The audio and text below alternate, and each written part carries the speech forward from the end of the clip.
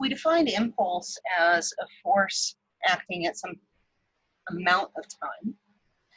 Now we want to talk about work, where work is going to be some force acted over a distance.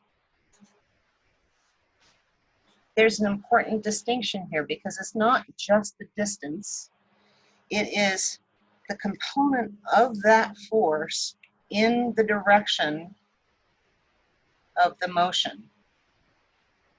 So if I draw this vector down correctly, there's my force applied,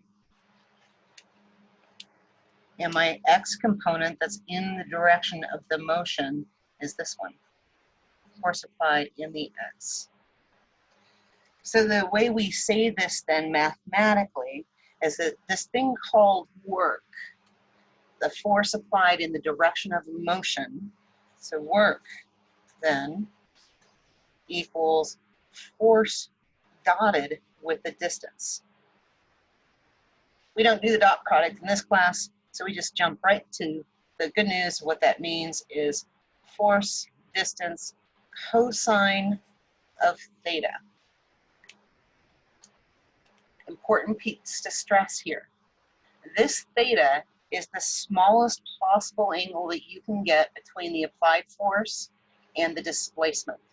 So in this example, this box is going to be going like that away, assuming that friction isn't too much to overcome. So if it's going to go that away, the closest angle then is indeed where I've drawn that vector. So whatever angle this is here, it would go here. Don't make it like this to here. No, this to here, smallest angle possible. Yes. We good with that? Okay, so let's just take a look at one thing because we're on this like graphing frenzy lately. If I do this force distance thing, force here, and here's my displacement, just like I did with the other, then I can look at this and be like, let's see, a different color. Constant force applied at some distance, and I look at the area underneath, and bada bing, bada boom, that is my force times my distance. That is this work.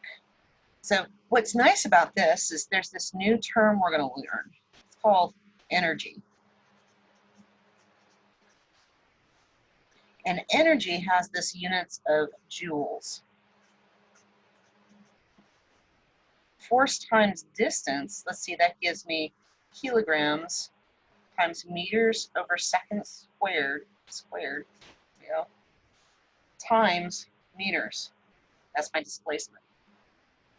This whole thing is what we define as a joule.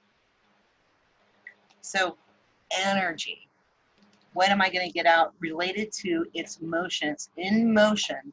There is energy related to that motion. In this piece, even though we're getting out units of energy, we're specifically talking about work.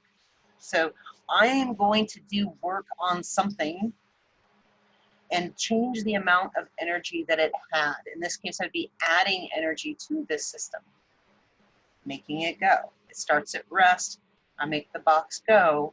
I've added energy into it. It's now moving. Pretty cool.